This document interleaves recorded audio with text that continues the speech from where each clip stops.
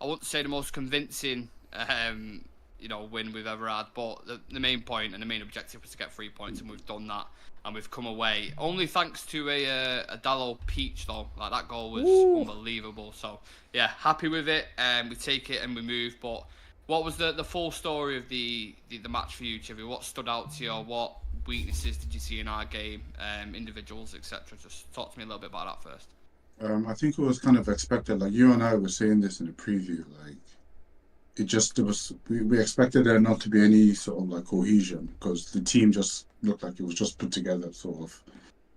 You know, what stood out for me and what kind of disappointed me. I know that's the direction we're going in, but I just like to see more control, and I didn't see enough of that. It was literally just we get the ball and look for a runner and then just try and float the ball. And we're just doing that constantly. We're playing Sheffield United, who only have 1 point, right? Rooted to the bottom. And we can't go and put an impressive performance. Like, we can't go on. I know I said I just wanted the 3 points, but I would have loved to see some sort of, dominant control, just a more convincing performance from the boys, but I didn't really see that. There's some positives to take. Onana can save. Apparently, he made a few saves. So that was a positive there. Maguire didn't make too many mistakes, although we gave them a lot of chances. Yeah. But like I said at the start of the when we did the preview, I wanted Maguire to have a good game, and because he's one of the people we have to rely on now that our defenders, now that we have lots of injuries there. So yeah, it's good. He's got a man of the match, even though it wasn't a man of the match performance, but it's good for his ego. He can take that as a positive and come with it in the next game. Also, it just occurred to me that you really don't have to do well in training to make the team. You just have to be a favorite of the manager, and you get picked because. What makes you say that though? What makes you kind of trigger that comment? Because our two worst players were Rashford and Bruno. Like for long periods of the game, they were like our worst players, and it's been like this for game after game after game, and they keep getting chance after chance after chance. And it just seems to me like you really don't have to do that much. You just, But yeah, I mean, I'm happy with the 3 points. I'm not going to complain too much. I'm happy with that. Yeah. Sam, Chivy was speaking there, like, obviously happy to get the result in that, but the actual control in the game in itself wasn't there, was it? It felt like very flaky. Again, didn't really assert any kind of dominance within the first 45 minutes. Why do we struggle to control games? What is it, do you think? Because we've got competent players, or at least you would think with the names that are on the team sheet, you should be able to control the game. What is it for you? Are we being too rash in possession? Is Bruno maybe an issue in this kind of cog in the midfield? What do you think it is? It's a weird thing. I can't remember who the player was who said it. He was an Ajax player, and he under Ten Hag, and I remember him saying he used to hated playing under Ten Hag when he was trying to develop this system. Utrecht, sorry, that's the one. Yeah. He said I watched that interview as well. Yeah, he said he absolutely couldn't fucking stand it. But then when it clicked, it was insane and it worked to a T. And they started just bulldozing teams. And I think that's the period we're going through right now. This system is clearly taking a long time to implement, and either players are not getting it, or they're not good enough for it, or they're having trouble understanding it. There's something going on. I think it's not helped by the fact that we've not been able to make consistent selections for the last, since the beginning of the season, really, haven't we? We've not had a defensive line that's unchanged. We've now had Evans go down as well, so there's another defender on the sidelines. So do you know what I mean? So it's just like we're playing Lindelof at, was he playing left back or right back? Left back. We've had Amrabat there, so we've not had a fit left back all season. Dalot has been pretty shit. That goal aside today, he's been pretty awful. And so that helping matters. The midfield has been absolutely terrible. Like Casemiro's been out of form. Amrabat's been shifted here and there and everywhere. Chivy touched on Bruno being absolutely awful as well. And then our attack line, poor Rasmus Højlund is surrounded by 3 of the worst decision makers in football. Rashford, who instead of putting his foot through something, tries to square it to Højlund, puts it behind him, and makes the opportunity even worse when he could just put his foot through it. The goalkeeper's off his line. Bruno spraying balls to I don't know who. I don't know what he was doing with them. Hollywood passes. Just insane. And then Anthony, who, for me, he's got this season and this season alone. If he doesn't develop this season, he needs to go. Like, he's not offering anything. He's offering nothing. So on Anthony, Sam, it is a little bit worrying, in it. Yeah. Like, we're getting to this point now where obviously you have a season to settle in. I understand it. I get it, but I know the price tag isn't his fault, but ultimately that's going to dictate the way people view you as a player in it. Like, if we would have bought him for 30 or 40 million pound, people might be a little bit less safe. You know, it's developing, etc. Blah blah blah. But when you go out and spend that much money and give him that much of a big wage and that much confidence in him, and don't really repay you, like, I didn't really see much from him today, to be honest. Like, do you know what? Palestri plays the exact same position as Anthony, and he's similar age, I believe. He's about the same age, right? Yeah. No pressure on Palestri ever. Why is that? Price tag. That's the difference. Like, everybody's like, he's a young guy. We've paid a certain small nominal, in terms of world football, a nominal fee for. I can't remember how much we paid for him, like 20, 30 million, something like that. Palestri. So it's a nominal fee in the grand scheme of things, and there's no pressure on him. A lot less. A lot less. There you go then. So there's no pressure on him because nobody expects anything. Whereas Anthony, you paid 90+ million for a guy, you expect something from him, and he's not delivering anything. He's delivering nothing. So I think the fact that we've had not a settled 11, our players that were key last season aren't performing, and then we're trying to develop this new transitional style all at the same time, and then we've not even mentioned the off-the-field dramas that we've had with Sancho, Anthony, Greenwood, Onana. Like, do you know what I mean? It's just like there's so much going wrong to try and implement a brand new style of play within how many games have we played? 9 games? Something like 9, 10 games is damn near impossible, even when you've got all your players fit and available. So I think that's probably where we're at this point. I think a lot of people are overreacting at this point. But the important thing is we got 3 points. We won the game. It wasn't pretty. It was awful to watch, but 3 points is 3 points, and I'll take that. Sure, this is going to sound fucking morbid and really, really bad, and I don't know if you'd agree with this or not, but I know we've got the 3 points and we should be happy and all this kind of shit, right? But I'm looking at the games we've got coming up, right? The Christmas period's going to be pretty tough. You're playing like the Manchester Derby, you've got Liverpool, Anfield, these kind of games. Watching that, this Sheffield team, we said in the preview before the thing, they conceded 22 goals in 8 games. They've not scored many. The bottom of the league for a reason. Even though it was a win, does that paper over the cracks for you? Yeah, it clearly does. Like, I wouldn't even say if it papers over the cracks. Like, the cracks are there to be seen. We just managed to, to pull out a win.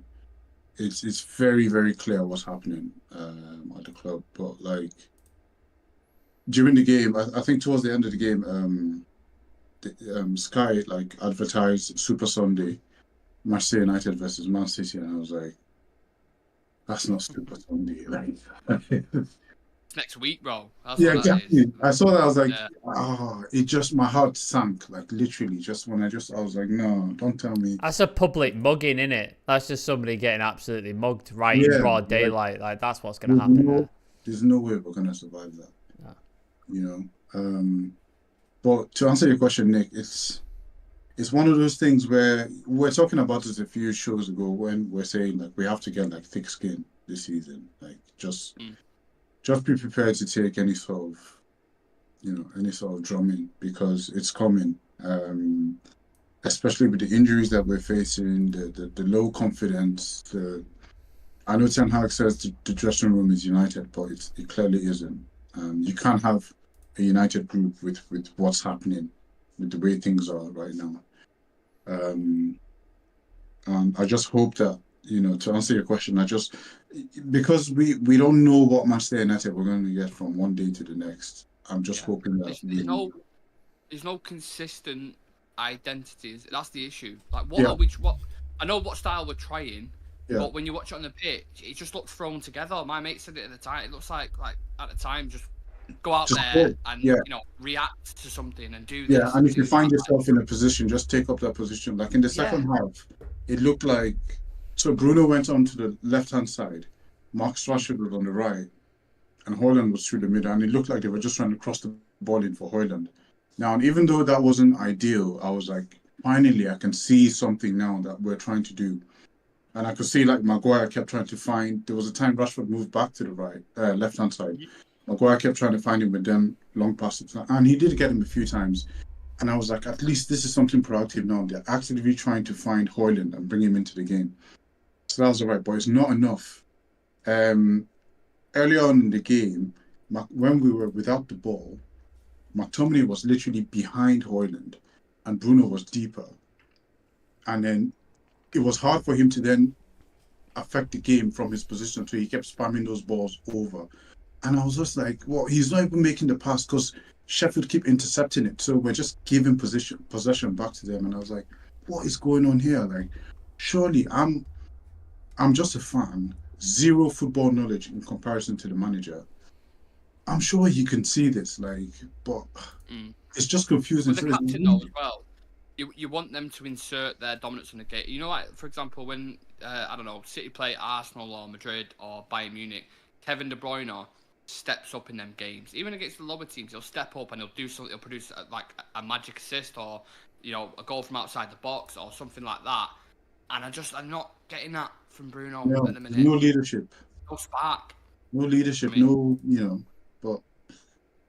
Yeah, it is morbid. It is morbid, Nick. Like that was the right word you chose. I don't want to be depressing. Like I don't want to be just sitting. I know, but it is. It's like it's just sad that that's the reality that we live in right now, and we're just gonna have to deal with it. Like it's gonna be a tough November. It's gonna be a tough season. It's gonna be a tough season, mate. Like forget November. Yeah, the season's gonna be tough.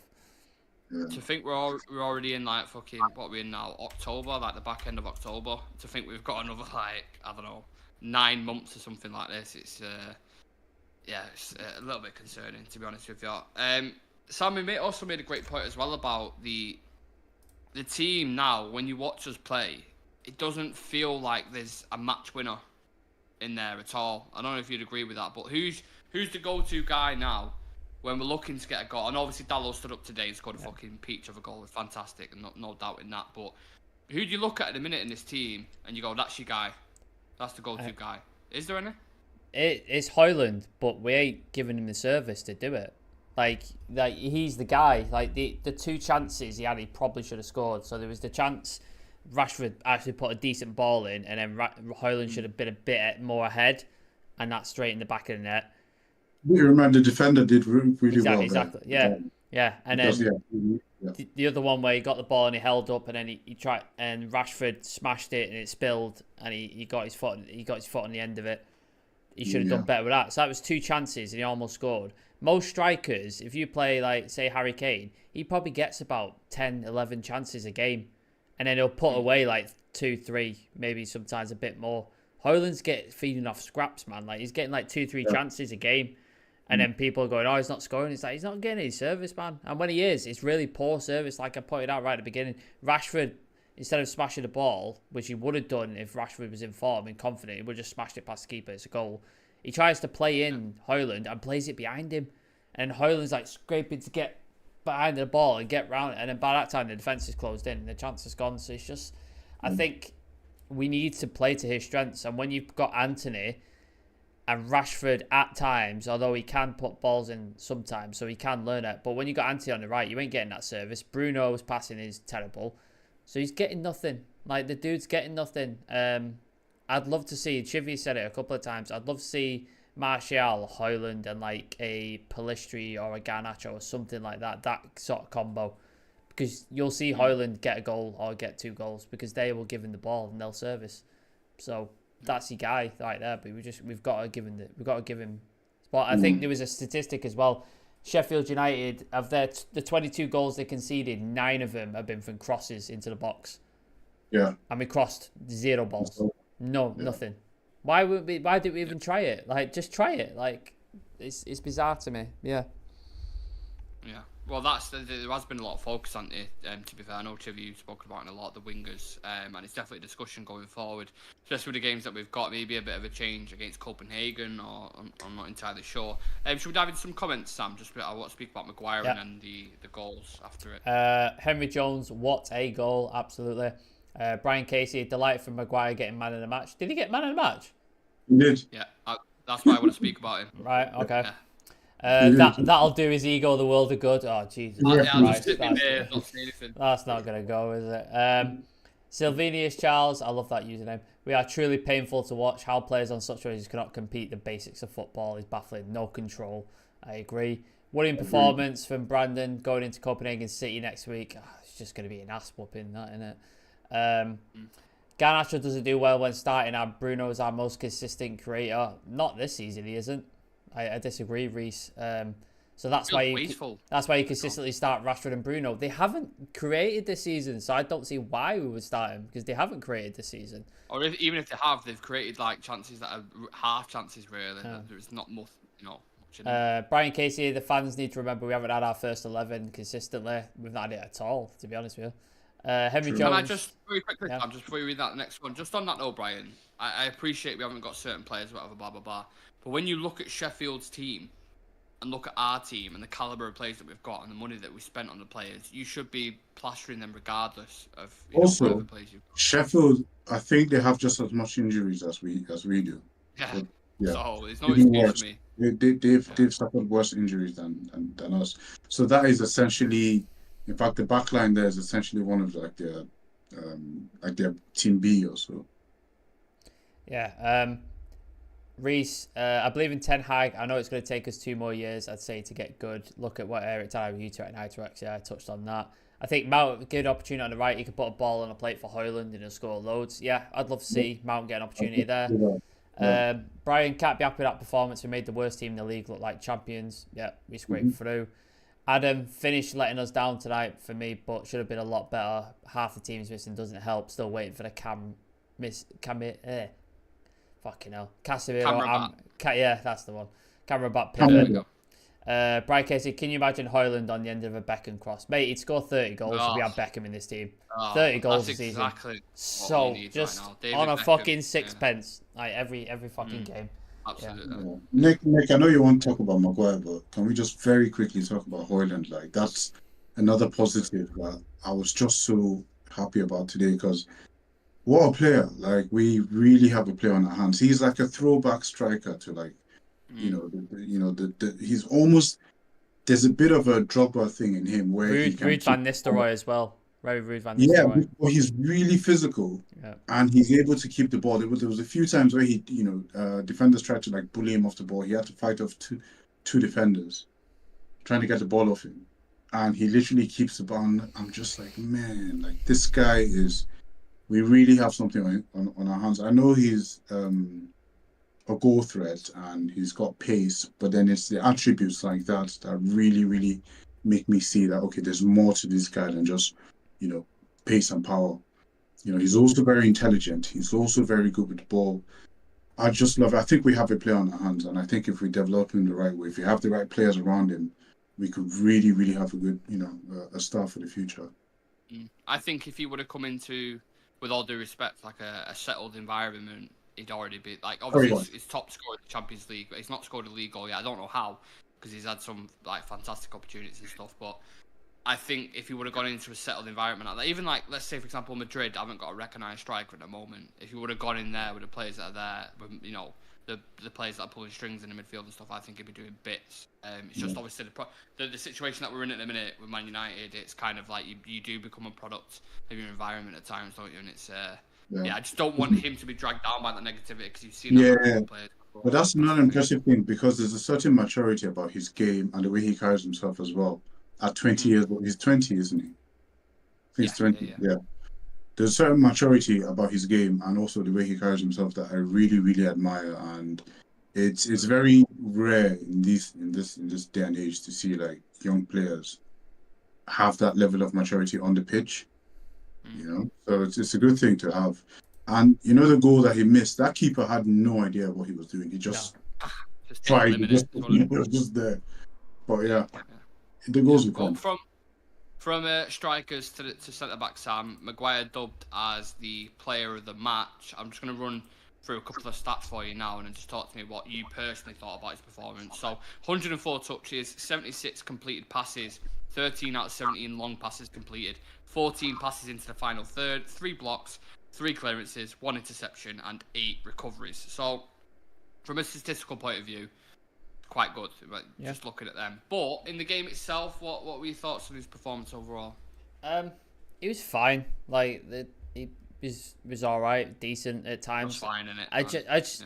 I think people, because we've seen such terrible performances from Maguire, when he puts in a decent game, people start going on saying, "Oh, he's amazing." But there was a stat Sky put up, and I do not know why they put this stat up, but it was games won with Maguire and games that I was just like, are they trolling United fans right now? Like, who's put this in? I don't get that. Did Maguire's mum ring him up and go, make sure you put this on the fucking screen? Like, I didn't understand. Maguire. Yeah, that was crazy. Anyway, like, he was fine. He was decent, and I'm like, that's all right. If you're a replacement centre back, cool. That's what I want out of you. But even with, like, Ollie McBurney's not a quick striker, but he got done. He got done by him so many times, like on the way back, like having to turn and like face him, giving the ball away and stuff like that. Like, he has obvious flaws, and these are what we've been talking about for so long. He's fine as a backup centre back, but if you're going to think he's going to play the entire season and be your starting centre back, you got another thing coming, because he'll get destroyed by most top teams. Yeah. He's just not. He's not the defender. Like, against Sheffield United, he looked all right. That's his level there, isn't it? Like, you look good against Sheffield United. You play him against City, it's not going to go well.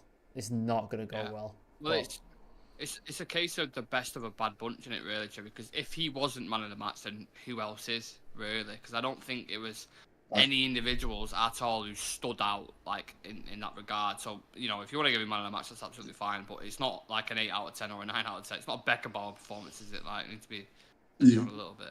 You've explained it perfectly. Best out of a bad bunch, and that's literally what just happened. Just sorry about the stat that Sam was talking about before you came on. Nick and I were talking about it, and I mentioned it to him because I could just imagine when the stat came out, his mom probably just went and did like a screenshot of that. So she could go on Twitter and be like, I couldn't believe. I saw it. I was like, is the guy on the graphics thing behind the scenes at Sky just going, I'm going to take the piss here, I'm putting this stat up, right? Some weird stat. To say, like, when he's in the team, there's so many different things that can affect that percentage. Like, it's so many. It's not like with him. And then listen, he comes on maybe like the last 5 minutes, right? Because, you know, he comes on as a sub, so that also counts as him being in the team. It's not like 15 starts and then 14 wins. It's like appearances. So it's times when he came on in the last 4 or 5 minutes. Things like that. Also, on the ball, with all these passes and touches and stuff, like, it's not like Sheffield, the sort of team that pressed the life out of you and sort of made a thing. He had so much time on the ball. Like, they sat back and he had all the time in the world. The ball. He's not gonna. He wouldn't have that time against a Liverpool, against a City, against anyone like that. He'd be made to look like a fool, but because he had so much time on the ball against Sheffield, he looks good and he was able to pick passes out and stuff like that. So that's the difference. Guys, let's just give it to him, right? Yeah. It's his night, you know. If he puts his confidence a little bit, fine, he can, you know. Yeah. We're gonna fucking need him anyway. If Evans is injured and, you know, Lindelof's playing left back at the minute, like, God knows. He's going to be your main centre back, isn't he, going forward? So give him as much fucking confidence as you possibly can. But I don't know. I try being as positive as I can about Man United, but I see things in the performance against teams that are, you know, pretty shit, if we're being completely honest. The past couple of games, and I'm like, I know for a fact if that was against a slightly better team, you're getting punished in them moments. So it really doesn't paper over the cracks for me. I think that's the message. One positive I did want to touch on is Onana. I thought he did all right.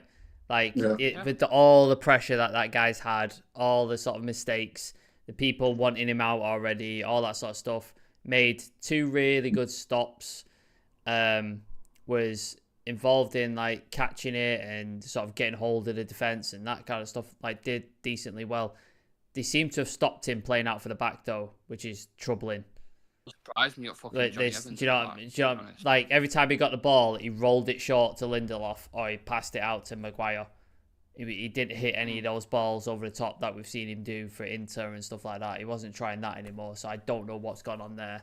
That seems to be a little bit different. But yeah, I thought he did better than what he has been doing the last couple of years, and that can only be a good thing because we need a keeper with confidence at the minute because can't afford to be having him do a calamitous mistake going into the City game. Like, can't be having that. Like, it's just not going to be good. Well, we have got games coming thick and fast now. Obviously, the international break's over. Started with a win, which, you know, all things considered is positive. But we've got Copenhagen on, is it Tuesday or Wednesday? Tuesday. Play Copenhagen. Tuesday night, yeah. So obviously that's a fucking mega game because we've lost against Galatasaray and lost against Bayern. So we need to win that, otherwise we're probably definitely out of the Champions League. So we need to get a win there. Hopefully, if you can get that, it gives you a little bit of confidence going into the Manchester derby in terms of that winning momentum. But is anyone confident ahead of this next week? Do you want me to lie to you, or do you want like the honest answer? You tell me, however. Yeah, he's not even confident the way he asked the question. He gave up halfway through the question. He gave up on the question. He went, yeah, I kind of know. I already know the answer that's coming my way, but you got to ask it, haven't you? Like, look, you know. that as me and Chivy have said it many a times because we're a bit older than most of the lads on this channel, and we've seen United do this before, where we have been fucking abysmal and looked so bad, and then we've gone into a game against City and beat them. Yeah, Ollie did it all the fucking time. Fergie did it. Like, people have done it. So I think it's possible, but it's not a high chance. It's like a puncher's chance in MMA, like for the MMA fans. That's what you've got right now. Is that Old Trafford? That's one thing I will say. It's not at the Etihad. It's at home. What does it mean? That means fuck Don't mean all, anything no. this season. Well, It don't mean anything. You say that. I know you say that, but we did beat them. My point is, we did beat them last season at Old Trafford, and they slapped us when we went away to the Etihad. So I'm just trying to pull any kind of fucking positive I can. I mean, we're not even playing City next to Copenhagen first. I mean, we're going to struggle to get past them. It can happen. Do I think it will? Probably not, because the way City are and the way we are tends you to believe that. But when it's a Manchester derby, anything can happen, man. Anything can happen. What? I just wish, when we were like this world superpower and City was nothing, it didn't matter because whenever we played them, they played the game of their lives, regardless. It was the game of their season. Anytime we played them, they were like their cup final because they did fuck all. That was their cup final. Yeah. And so why can't we just be like the annoying? I mean, because now we're the noisy neighbors. Yeah. Right.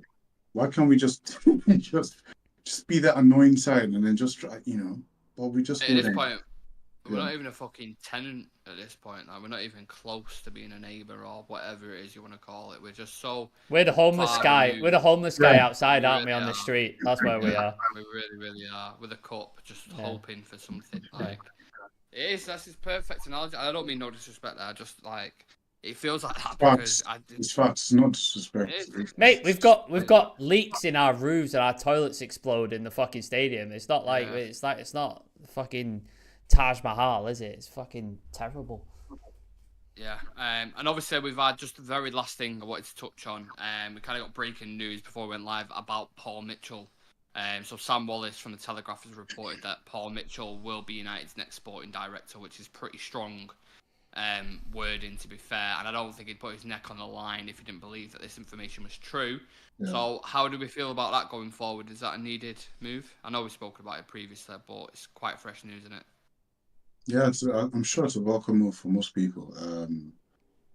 The fact that we haven't experienced, well, if it does happen, we've needed an experienced sporting director, somebody with a strong network, someone that just knew what he was doing. Because I don't think there's any. I mean, we've lost all faith in John Murta and Richard Arnold, and it's just a breath of fresh air, regardless of if it's Paul Mitchell or anyone else. Mm-hmm. But just having someone to come in and just hit the ground running. I remember there was a season at Tottenham, because of the purchases that they had. Well, I don't know about whether it was because of that, but they didn't spend money in one whole summer because of the players that they had. He was able to get, I think he got. Did he get Modric for Spurs? Potentially. The only players I know we got when he was at Spurs was Alderweireld, Dele Alli, Trippier. They're the names that I saw. Because he had the connections at MK Dons for Dele Alli, didn't he? For Dele Alli, yeah. But anyway, just I'm happy Son, that as long as we have, as long as we just have someone who's well experienced in the role and can come in and own the position and know what they're doing. Because if you look at the Frankie De Jong situation, that was just embarrassing. That was really, really embarrassing for a club like us. Like it wouldn't do us. I mean, after that, when we go to negotiate with anyone, they would have us by the balls, man. Like, when they know what they're dealing with, because we just showed them our incompetence. So it would be great to have someone who's well respected and experienced in the game. Big contacts as well in it, Sam. That's the main thing. The thing at the clubs that he's worked at, MK Dons, slightly smaller, but Tottenham, Leipzig, Monaco, Southampton did great work there as well. So it'd be nice not to have someone who's fucking experienced in that role. Like every sort of role that he's gone into with every team, they've then had a boost following that. Southampton, you remember that period when Southampton were just developing talent left, right, and fucking centre. Luke Shaw, like just people were people were coming out left, right, and centre, and they like pushed the way up to like quite high in the table. And then Spurs, like you said, the people you mentioned, Leipzig, I mean, you could go on forever about the amount of talent they scout and come up with. Can you just imagine if we would have kept Ragnick around and then brought in Paul Mitchell? Mate, the players that Ragnick has mentioned, look at Julian Alvarez today, 15 million quid he cost. It's unbelievable, man. I'm sure as well that Szoboszlai was on Ragnick's list as well, that Liverpool got in. Like, it's just fucking loads. But just imagine Ragnick goes upstairs, works with Darren Fletcher or whoever, and then we bring in Paul Mitchell. Can you imagine how competent we would fucking be? Be able to get players like they like to Szoboszlai cost like what, 20 odd million, 30 million, something? Wasn't that much? Who for Liverpool? Szoboszlai. How much was it? Oh, for Liverpool, he was expensive. He was 70 million. Oh, was he 70 million? Sorry. Anyway, 70 million euros. But like, for example, players like that who are clearly talented and clearly think Julian Alvarez, 15 million example. We could get people like that.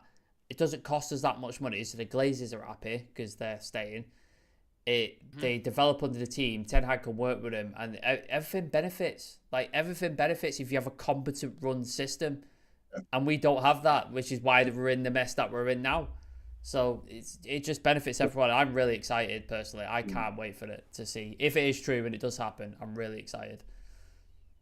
Yeah, Sam, you mentioned if we had Ragnick, we definitely would not have had that picture of John Murta and Richard Arnold in Barcelona. When they were going back and forth, and then they had the duds in a suitcase. Yeah, there was a picture of them like in Barcelona heading to just. Didn't they go like 4 times as well? Imagine if Ragnick was here and Paul. Yeah, you would never see anything like that. No.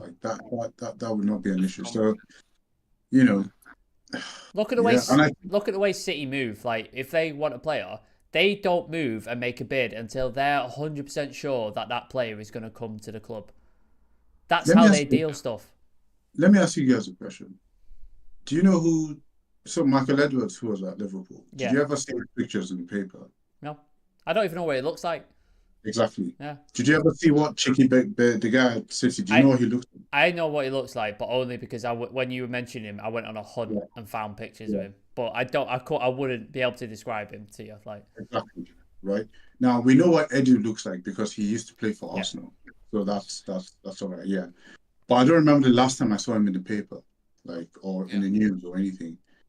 But you don't have to be a Manchester United fan to know what Richard Arnold looks like or John Mott because they've been in the press like that. This is, I like to have a sporting director that works so good that you don't even know he's working. Do you understand? Like it's literally just like a machine that's already working. So you don't even, he's not in the news because he hasn't fucked up or done anything silly. You saw it under Edwards, or it might have been the one before it. Like Liverpool with Luis Diaz, they had him on tap for the following summer. Like, we're gonna get him. It's also deals ready. And then Spurs came in, didn't they, in the January, and were like trying to take, and they were like, right, we have to sort this out, and went back in, sorted it. Yeah, got him in January. Can you imagine if that was United? He'd be at Spurs. He'd be at fucking Spurs. Like, that's what would happen. We can't do any of that shit. We'd still be talking to him now for like £80 million. That's what we'd still be doing right now. Like, useless. So, yeah, it's obviously a welcome move. It's very early days at the minute. Even with the Sir Jim Ratcliffe thing, that's not fucking guaranteed at the moment, and that's going to take several weeks apparently. So, I just think from now until the new year, I think it's going to be patchy. I think there's going to be some big results that go against us. Yeah. I think there's going to be up and down news about the ownership. I think there's going to be players that are continuously getting injured and coming back from injury, and it's just going to be a bit of a roller coaster in it, I think, going forward. But that's life as a fan, unfortunately, at the moment. Can we just read a few more comments out, and then we'll end it there? Brian Casey, our reserve team should be smacking that Sheffield team. Our fan base is so reactionary. No one understands why they wanted Onana out. De Gea had a poor start and had a fantastic career. I said the same thing. He actually got taken out of the team under Fergie, De Gea, because he had such a terrible time. So there you go. Lewis is asking Nick, new surroundings? Question mark. Yeah, Saturday night, UFC is on, football's on. Something, mates. So, yeah. Brian is saying confident against Copenhagen. Shocking that we're only putting a director of football in place now. How likely is it that Sir Jim would bring Ralph back? Well, apparently Ralph and Ten Hag don't get on, do they? That's why. Well, he's manager of the Austrian team, and he's just qualified for the Euro. World Cup, yeah. Most clubs, you don't hear about the player they're buying until the deal is announced. Downside of being the biggest club in the world. It don't have to be that way there, Brian. Like, biggest club in the world, we should have the people in place to be competent enough to do the fucking deal without anybody knowing about it. But because they're so incompetent, they get photographed in Barcelona 4 times trying to get this deal done. Then he went out to Rabiot and got absolutely staunched by his mum because, do you know what I mean? Like, it's just in fucking... Veronica. Yeah. Veronica. It's just embarrassing. We're just a fucking embarrassment the way we're run, man. Like, it's not about the biggest or the smallest club. It's just about the right people being in place, and we don't have it. Absolutely. Yeah. I think we can leave it at that, guys. Look, we're happy with the 3 points. It's going to be a very tough week. If we can come out the other side with maybe a draw and a win, I think most people will probably take that going into it. So let's see what the week holds. Obviously, tomorrow is Sunday, so we'll have the pros and cons of the game. I think that's going to be exciting. Fuck knows who's going to be on the pros section. But Dalot's goal. That's it. Well, yeah. I mean, there's always some form of positives in the game, but I think that'll be interesting. So that'll be out tomorrow. Might have a little bit of a Sunday social as well, and then you've obviously got the Copenhagen preview on Monday, and then the match day on Tuesday, and loads of other content and bits coming. So make sure, as always, you're locked in. Turn on that notification bell so you don't miss a thing. Drop us a follow on socials, and more importantly, subscribe to the channel. We're not far off 3,700 now, I want to say, or 600 it might be. I'm not entirely sure. I'll be able to tell you. Give me a second. It's either 600 or 700. YouTube. One of the ones. Here we go. 3,638. Yeah, so we're 12. I mean, my brain's 62 off 3,700. So please do subscribe if you're new, if you're watching this live or watching this later. And me, Sam, and Chive will see you lot in the next one. Peace.